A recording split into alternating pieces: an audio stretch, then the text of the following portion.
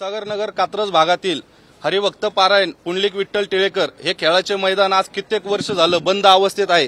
तेथील स्थानिक विद्यार्थ्यांना, नागरिकांना आणि खेळाडूंना खेळण्यासाठी पर्यायी मैदान उपलब्ध नाहीये। त्याच्यामुळे त्यांना नाहक त्रास सहन करावा लागत आहे। आणि आज तिथे दारू पिणारे व्यक्ती मैदानामध्ये संध्याकाळी दारूचा त्यांनी अड्डा बनवलेला आहे। तर आज आम्ही आयुक्तांना प्रमुख मागणी केलेली आहे की त्या ठिकाणी ते मैदान लवकरात लवकर चालू करावे। महानगरपालिकेने एवढे कोट्यवधी रुपये खर्च करून आज तिथे मैदान उभारण्यात आलेलं आहे आणि ते जुगारी अड्डा, दारूचा अड्डा हे असं चुकीच्या पद्धतीने तिथं कामं केली जातात। आज तसं पाहिलं तर त्या भागात आहे ना की छोटे छोटे अरुंद रस्ते आहेत। आज हा दक्षिण भागातील जो कात्रजचा जो भाग आहे इथं हा नव्याने उपनगरात डेव्हलप झालेला आहे आणि तिथं खूप छोटे छोटे अरुंद रस्ते आहेत आणि विद्यार्थ्यांना खेळण्यासाठी क्रीडांगण असे कुठं नाहीच आहे। हे क्रीडांगण गेले 3 वर्षापासून चालू आहे आणि ते बंद अवस्थेत आहे। ना तिथं कुठला सुरक्षा रक्षक आहे, ना त्याची कुठे डागडुजी केलेली जाते। तिथं कचरा पडलेला आहे, दारूच्या बाटल्याचा खच पडलेला आहे आणि हे जर त्वरित थांबवायचं असेल तर आम्ही आज आयुक्तांना भेटणार आहे। आज आयुक्ताच्या दरवाज्यात आज आम्ही क्रिकेट करून याचा निषेध व्यक्त केलेला आहे। जर येते 8 दिवसाचं हे काम पूर्ण झाले नाही तर आयुक्त साहेबाच्या दालनात जाऊन आम्ही क्रिकेट खेळल्याशिवाय थांबणार नाही असं या ठिकाणी व्यक्त करतो।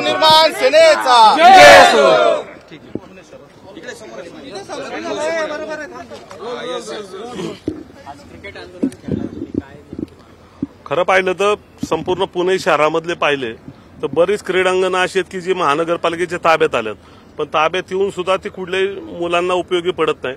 मला वाटतं त्या ठिकाणी प्रत्येक ठिकाणी दारूचे अड्डे, त्या ठिकाणी गुन्हेगारी वाढती, त्या ठिकाणी चुकीच्या पद्धतीने बरेचसे धंदे चालतात।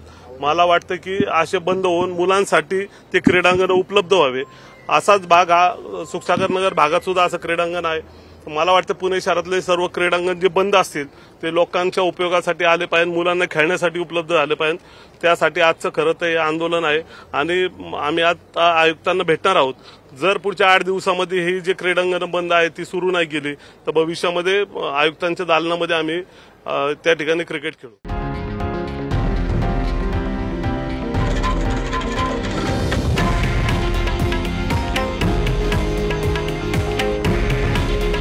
हे आहे देशातील नंबर 1 न्यूज नेटवर्क आणि आपण पाहत आहात TV9 मराठी। काळजी तुमची, हित महाराष्ट्राचं।